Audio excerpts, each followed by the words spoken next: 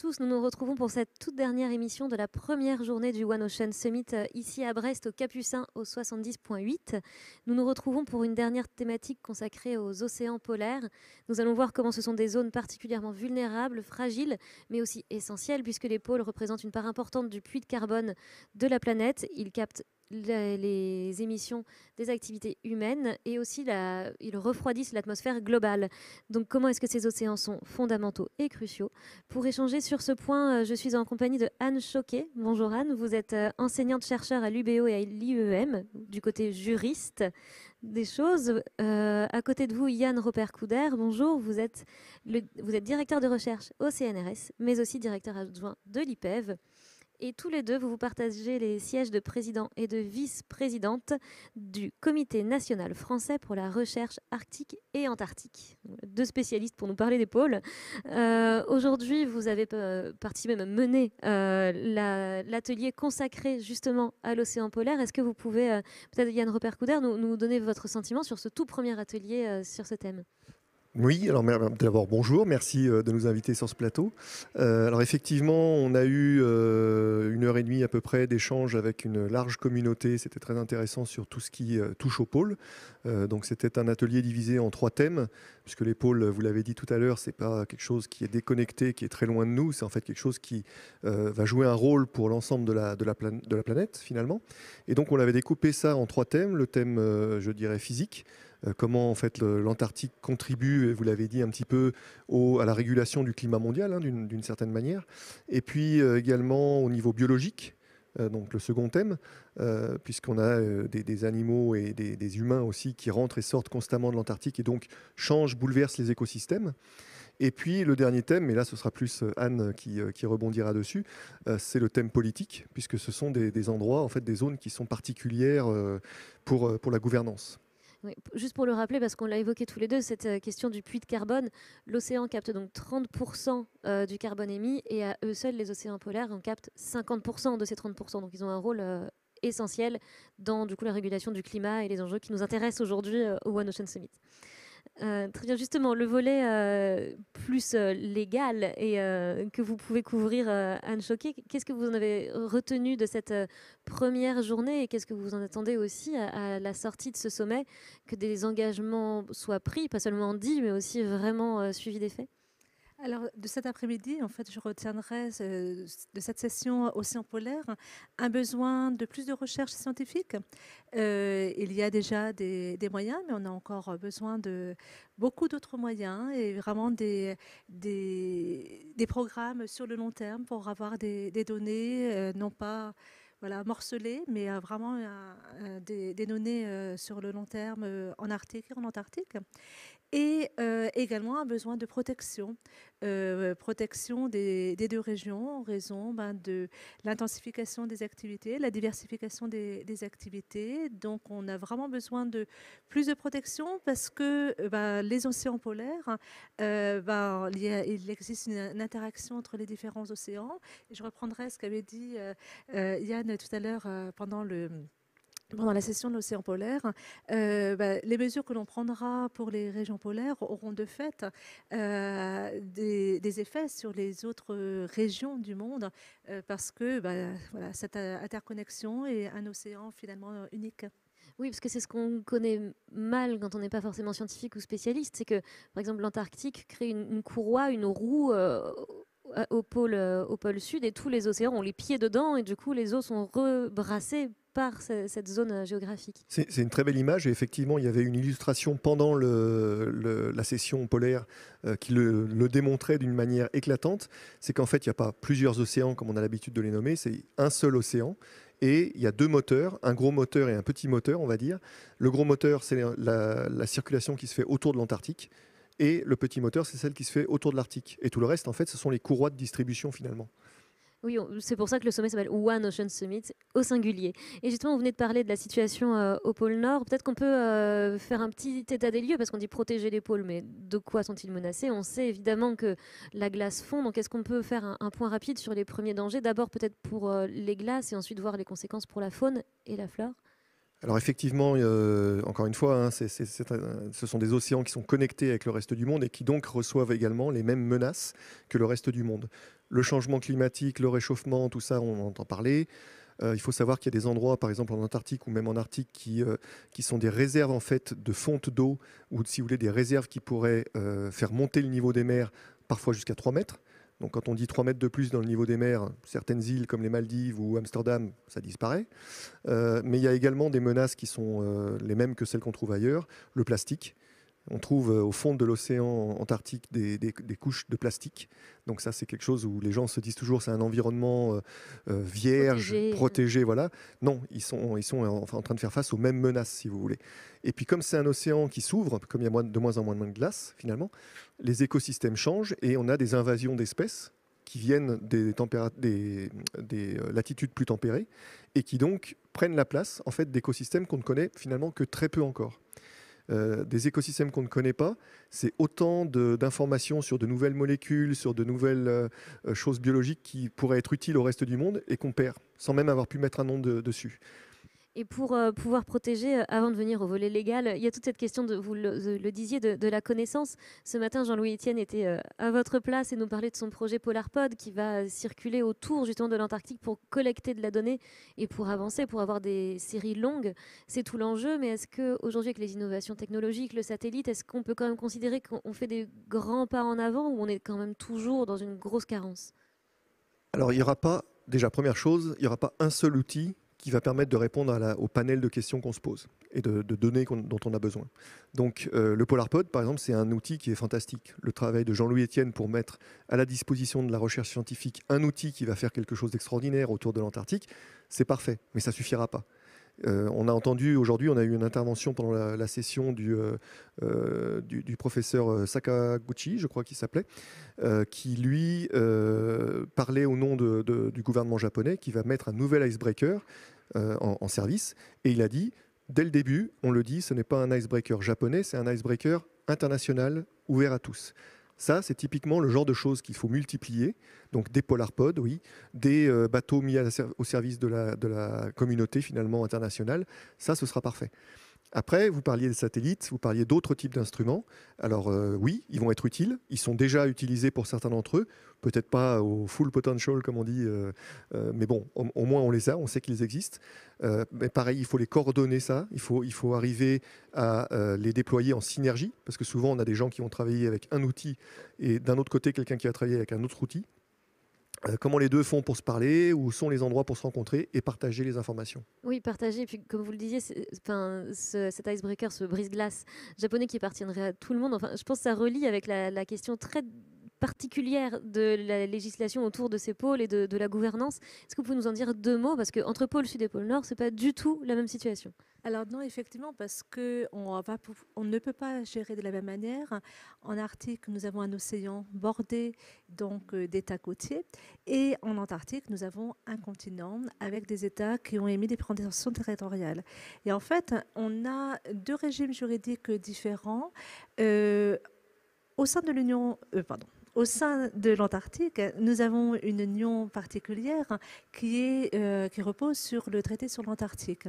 Donc, il y a, sur le fondement de ce traité de 1959, on a établi une organisation internationale qui est la réunion consultative du traité sur l'Antarctique, qui permet une coopération régulière entre les États, donc sur laquelle on repose, par exemple, la liberté de la recherche scientifique et l'intérêt, voire l'obligation même de chercher à coopérer au maximum. Et cette réunion-là, petit à petit, renforce les règles du traité sur l'Antarctique. Et on est véritablement dans le cadre d'une organisation internationale qui a des compétences pour prendre des règles. Et en Arctique, c'est différent. Là, il n'y a pas d'organisation internationale au sens classique des termes en droit. Nous avons par exemple le Conseil de l'Arctique, mais qui n'a pas de pouvoir décisionnel. Il n'a pas de pouvoir de prendre des décisions qui seraient obligatoires. Donc on gère différemment les deux régions. Oui, il ne faut pas oublier aussi, on oublie parfois cette particularité qu'au nord, on a uniquement de la glace et ça peut fondre, il n'y aurait plus que de l'eau, alors qu'au sud, on a un continent sous la glace. Et ça, Oui. c'est vrai qu'on l'oublie. Mais j'aurais même rajouté, alors, je ne suis pas juriste, hein, peut-être qu'elle va me taper dessus, mais on a même trois régimes finalement là-bas. Il y a l'Antarctique, enfin l'océan Antarctique qui est géré, il y a l'Arctique qui est possessionné, et puis il y a la haute mer. Et la haute mer, c'est encore c'est le Far West, quoi. Il n'y a pas vraiment Dans les deux régions, en fait, il y a encore beaucoup de travail pour les juristes. Oui, notamment, et ça évolue parce que le pôle Nord, avec les voies maritimes qui s'ouvrent, avec de plus en plus de croisières, d'appétit aussi sur de l'exploitation de ressources sous-marines, ça pose des questions de législation. Est-ce qu'on peut tout faire? Qui décide? Comment est-ce que ça se passe pour légiférer sur ces zones, ces routes qui s'ouvrent et ces activités qui n'étaient pas du tout envisageables il y a encore peut-être 20 ou 30 ans, qui aujourd'hui sont prometteuses pour certains? Oui, alors il ne faut pas oublier qu'il y a quand même les États côtiers et les États arctiques vont se comporter comme les États en Europe ou la France au large de la Bretagne. Un État est un État côtier et à ce titre-là, la possibilité de réglementer les activités qui sont sous leur juridiction. Donc on a beaucoup d'activités en Arctique qui sont quand même des activités vraiment au bord des États. Donc on se retrouve beaucoup dans les régions sous juridiction des États. Donc ils ont leur mot à dire, ils le rappellent régulièrement. Néanmoins, il y a quand même une volonté de coopérer. Donc avec le Conseil de l'Arctique, il y a une coopération qui se fait. Elle a pu conduire à des négociations internationales extérieures avec des traités, par exemple, sur la pêche ou sur la recherche scientifique.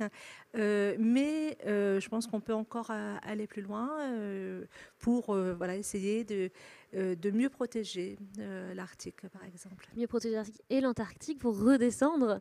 Ce matin, avec Jean-Louis Etienne, nous parlions de la volonté de mettre en place une nouvelle aire marine protégée au large de la Terre Adélie. Il en existe déjà deux.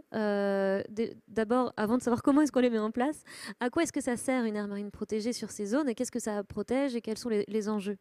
Alors en fait, les aires marines protégées, elles sont là pour protéger sur des menaces plutôt locales en général. Elles ne vont pas protéger, pour donner l'exemple bateau, du changement climatique. Ça, c'est un problème global que les États doivent traiter. Ce n'est pas un problème anodin, hein, c'est pas ce que je suis en train de dire, mais c'est à plus grande échelle. C'est à plus grande échelle et ça doit être traité à plus grande échelle. Par contre, l'aire marine protégée, elle va empêcher que d'autres types de menaces viennent se rajouter et menacent ou en tout cas accélèrent le risque d'érosion par exemple de la biodiversité ou bien ces choses-là. Donc chaque aire marine protégée va en fait avoir une fonction particulière selon l'endroit où elle se trouve et selon ce qu'elle doit protéger. Et qu'est-ce qu'on doit protéger? Est-ce que c'est les cétacés, le krill, quelles espèces sont les plus menacées, sur lesquelles il faut vraiment prêter attention? Si on pouvait se dire un animal emblématique de la zone qui serait porté ici en ambassadeur. Alors justement, je suis désolé, mais je vais faire le contre-pied, c'est-à-dire que je ne veux pas qu'on prenne d'animaux emblématiques, parce que quand on fait ça, c'est bien, ça permet de focaliser sur un problème, donc ça c'est le côté positif, et ça peut permettre, si c'est une bonne espèce, si elle est vraiment bien choisie, d'être une espèce parapluie, donc qui va protéger en dessous d'elle tout ce qui dépend tout ce qui est dans son écosystème.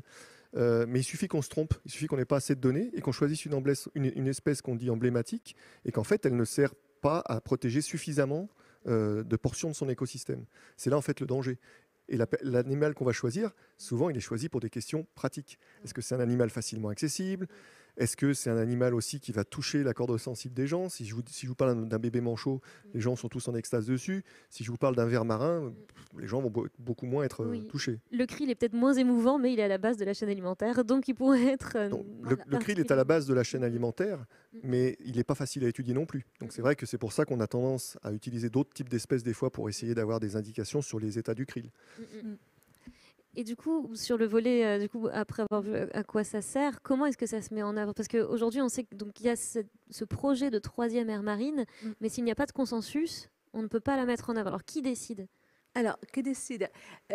C'est une coopération. Alors, sur le fondement, justement, donc, de ce que vient de dire Yann sur la volonté de ne pas cibler une espèce, en fait, on a créé une convention, la Convention sur la conservation de la faune et de la flore marine de l'Antarctique. Donc, c'est la convention qu'on appelle le plus souvent la CAMELAR. Cette convention-là a été adoptée en 1980 et elle repose sur une nouveauté fait en droit, c'est-à-dire qu'on a établi une approche écosystémique. Donc, on n'a pas voulu justement protéger un seul animal, une seule espèce. C'est vraiment une approche écosystémique qui permet de prendre diverses décisions. Et dans le cadre de la CAMELAR, et également dans le cadre, je vais dire, du système du traité sur l'Antarctique de manière plus générale, on a la possibilité de renforcer les règles. Alors déjà, on a des règles à partir de la CAMELAR, à partir également du traité sur l'Antarctique et donc de son protocole relatif à la protection de l'environnement qui est associé. On a la possibilité déjà d'avoir un cadre général assez bien organisé, mais on a la possibilité de faire des aires marines protégées en plus. Donc, c'est-à-dire qu'on va accentuer la protection en fonction des risques que l'on a identifiés. Un cran au-dessus, oui. Et c'est aussi le signe d'une prise de conscience globale. Vous me disiez aussi qu'au départ, au début de vos activités, vous étiez juriste et on vous dit mais pourquoi être juriste pour les pôles? Enfin, on ne comprend pas. Et là, on voit quand même qu'il y a une montée en puissance, une prise de conscience. Est-ce que c'est quelque chose que vous prenez avec optimisme, quand même, comme par exemple ce type de sommet? Oui, je dirais oui, parce que je trouve qu'on a une nouvelle dynamique. Déjà, on a un cadre juridique intéressant, qui est assez exceptionnel par rapport à d'autres cadres juridiques dans d'autres régions, mais il reste encore beaucoup de choses à faire. Donc, on a besoin de prendre des règles, de renforcer cette règle, de renforcer aussi cette coopération entre les États. Oui, il reste énormément de choses parce qu'il y a de nouvelles activités un traité, une règle internationale, ça se construit au fur et à mesure des années. Il faut qu'on soit prêt à adopter la règle. Et il faut mieux, je pense, prendre son temps, mais être sûr de soi pour que la règle, après, soit plus facilement mise en œuvre. Et cela est permis notamment par des décisions prises au consensus.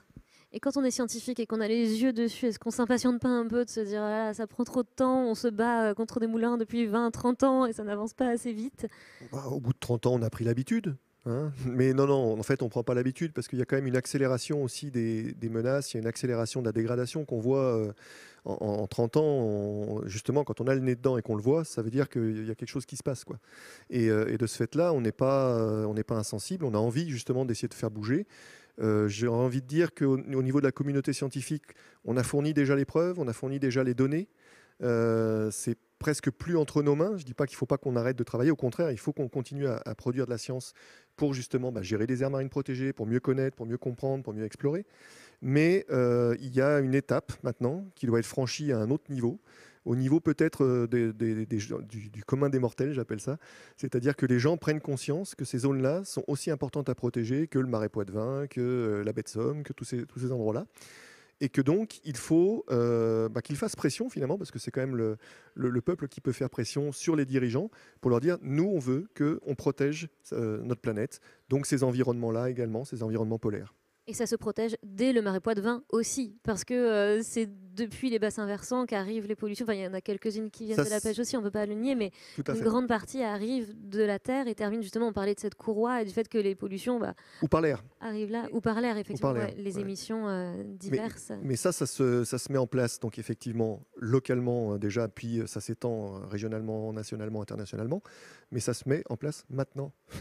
C'est ça surtout le message, je dirais. C'est maintenant, c'est pas dans 10 ans, c'est pas dans le One Ocean Summit 2, le One Ocean Summit 3, etc. C'est maintenant. Et si c'est pas fait maintenant, on comptera les dégâts après. Et qu'est-ce qu'il faut décider maintenant? C'est les interdictions de plastique à usage unique, c'est le transport maritime, la fin des énergies fossiles. Qu'est-ce qu'il faut faire? En fait, je pense que tous les messages ont été donnés. Hein. Je vois que tu voulais parler, je te rends la parole tout de suite. Mais effectivement, vous avez donné le premier exemple. Interdire les plastiques à usage unique. Ça ne demande pas quelque chose d'extraordinairement compliqué. Alors, si, pour les gens qui les utilisent et qui les produisent, c'est un problème financier. Mais techniquement, on peut trouver des alternatives. Il y en a plein. Des pailles, on en trouve qui sont en métal, qui sont dans d'autres matériaux. C'est possible. Réduire les gaz à effet de serre, ça fait un moment qu'on en parle. On est encore en train de les augmenter. Donc là, typiquement, il y a du boulot. Oui, aller vers plus de sobriété, c'est la solution évidente pour protéger les pôles. Vous vouliez ajouter quelque chose? Non, et je pense que c'est aussi important d'avoir une approche combinée au niveau local, régional, mais après qu'on ait vraiment une coopération internationale également qui se construise. Et c'est vrai que je trouverais quand même intéressant d'avoir un One Ocean 2, 3, 4, tu vois, pour pouvoir continuer et renforcer. À condition qu'on mesure les progrès aux deux. Voilà. Pas qu'on compte les dégâts. Se donner des Comme ça. rendez-vous, c'est sûr. Mais que oui, ça serait dommage aussi d'avoir un seul événement de ce type. Parce que c'est aussi important. Là, nous, on n'a pas la possibilité d'assister à tous les événements et pourtant, il y a plein de choses qu'on aimerait apprendre. Donc, c'est aussi important voilà, de se donner des objectifs réalistes. Je pense il ne faut pas aller trop loin déjà. Voilà, si on arrivait à prendre des décisions, voilà, on s'engageait à, je sais pas, 5, 10 ans, ce serait vraiment très, très, très bien qu'on fasse le point et qu'on puisse aller encore plus loin. C'est qu'à chaque fois, c'était de se donner des objectifs. Des jalons. Oui, et sur lesquels on puisse rebondir. Et justement, les aires marines protégées, je pense que c'est un jalon qui est Voilà. facile. Elles sont dessinées sur la carte, il ne reste plus qu'à les acter finalement. Oui, c'est très concret. Et puis quand on fait le One Ocean Summit 2, on montre une nouvelle carte qui a les zones protégées et on peut peut-être même commencer à dire, est-ce qu'on a vu déjà un effet? Est-ce qu'on a vu qu'il y a quelque chose qui a marché? Du coup, augmenter la mesure, augmenter les recherches, se mettre d'accord au niveau de la communauté internationale pour synchroniser et avancer ensemble sur une meilleure connaissance de ces zones. C'est la grande carence, la connaissance, parce que c'est des zones difficiles aussi. Enfin, Jean-Louis Etienne le disait, les 50e hurlants, on ne va pas facilement avec un navire océanographique sur cette zone. Vous avez les 40e rugissants d'abord, puis les 50e hurlants, puis les 60e tonnants, et puis après vous arrivez dans la glace. Donc oui, c'est pas un endroit où on va pour le plaisir. Mais surtout, on a cette capacité finalement à travailler ensemble quand on est en Antarctique. Hein, on le voit, on a toutes les nations qui arrivent à se mettre autour d'une table pour discuter. Alors, on n'est pas toujours au consensus, mais au moins on discute, les gens sont là. Au niveau de la science, c'est pareil. On a chaque pays a son institut polaire qui va donner les moyens en fait pour aller travailler sur place. Si on commence à mieux discuter ensemble, si on commence à mieux partager en fait nos atouts, on peut le faire. Mais alors, par contre, il faut derrière aussi un investissement financier non négligeable. Oui. Il y a la base du Mont d'Urville dont on n'a pas parlé, qui est une base française où se côtoient des scientifiques qui restent sur le long terme. Enfin, j'imagine que vous avez eu l'occasion d'y aller. Est-ce que vous pouvez nous décrire la vie là-bas? Peut-être il nous reste quelques minutes, mais pour qu'on se figure mieux cette vie polaire. Oula, en quelques minutes, non, c'est difficile. Là. En fait, ce sont des endroits qui sont au bout du monde. C'est pas tellement pour la base. Enfin, je pense qu'il y a des gens qui y vont et puis qui se focalisent sur la base parce que c'est le seul lieu de vie en fait dans ces immensités glacées. Mais quand on est là-bas, c'est pas la base qui prend à la gorge, qui prend au cœur. C'est l'environnement qui est tout autour. Où on se dit, on est dans un endroit qui est magique, que très peu de gens peuvent venir voir. Il faut le préserver. Il faut qu'on puisse le garder pour qu'un jour, là, on a des touristes qui commencent à venir. C'est magnifique qu'ils puissent le découvrir. Mais il faut le faire d'une manière où ça reste, ça dure. Parce que moi, je viens du Morbihan, là, de la Bretagne. La presqu'île de Quiberon que j'ai connue quand j'étais jeune et la presqu'île de Quiberon maintenant, ça n'a plus rien à voir. Et quelque part, quand j'emmène mes enfants, je leur montre un environnement qui n'est plus celui qui était originellement. L'Antarctique, c'est la même chose. Oui, vous disiez le seul lieu de vie. C'est pas parce qu'il n'y a que très peu d'humains à vivre là-bas qu'il n'y a pas du tout d'impact anthropique. En fait, finalement, l'impact de l'homme, même si il n'y est pas géographiquement, se et ressent. notamment via les touristes, parce que on voit qu'il y a une volonté de découvrir l'Antarctique. Certains vont même dire on va y aller avant que ce ne soit trop tard. On voit certains tour opérateurs qui peuvent jouer sur cette corde sensible. Mais ce que l'on voit, c'est qu'il y a effectivement de plus en plus de touristes. Moins effectivement vers du Mont d'Urville, mais beaucoup plus sur la péninsule antarctique. Et il y a une accumulation d'impact, de fait, parce que le tourisme, on va l'avoir également pendant une période de temps limitée dans l'année. Donc, il faut faire attention à cela. Il faut vraiment se dire que l'Antarctique, ou l'Arctique, c'est pas des régions de développement économique. Il faut avant tout protéger l'environnement et il ne faut pas décider des choses commerciales actuellement qui aurait des incidences à long terme. Donc il est impératif de prendre des décisions. Tout à fait. Mais je pense qu'il faut quand même aussi insister sur le fait qu'il y a des gros efforts de la part des tours opérateurs pour justement aller dans cette démarche vertueuse.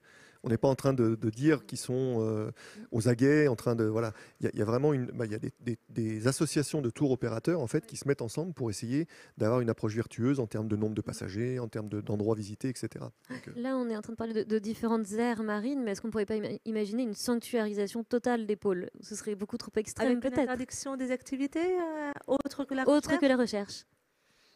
c'est mon rêve, mais je. Alors, non, moi, en revanche, ce n'est pas le mien. Parce que si on arrivait à cela, pour moi, ça serait reconnaître qu'on n'est pas capable de gérer. Donc, je trouverais ça vraiment... alors, je suis juriste, donc je crois... Au cadre responsable et durable. Non, voilà, mais c'est vraiment... voilà, on peut faire mieux, on doit faire mieux.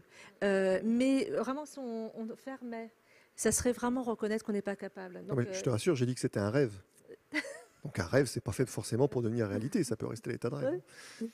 Mais du coup, on va pas tarder à conclure. Et du coup, pour ce One Ocean Summit, on va peut-être rester sur cet équilibre à trouver entre le rêve d'une sanctuarisation, genre on protège intégralement, on met sous cloche, on protège les espèces, et en même temps se dire, on peut peut-être se faire confiance sur le fait que la gouvernance internationale puisse réussir à prendre des décisions intelligentes au-delà des intérêts particuliers, financiers. Enfin, si on peut conclure là-dessus, ce qu'on peut attendre. Il faut être très attentif et être vraiment responsable. Mais je pense qu'effectivement, c'est le bon terme. On est en train de chercher des équilibres, des consensus. Donc, on est en plein dedans. C'est les discussions qui ont lieu en ce moment. On espère que ça va aboutir. Espérons, et que pour le One Ocean Summit 2, on ait réussi à atteindre déjà de premiers jalons et de premiers objectifs. Oui. Merci beaucoup à tous les deux pour votre participation à cette dernière table ronde pour aujourd'hui. Nous continuons demain avec des nouveaux programmes et à suivre le One Ocean Summit qui se termine vendredi soir. Merci beaucoup, merci à tous. Merci à vous. Merci, au revoir. Merci.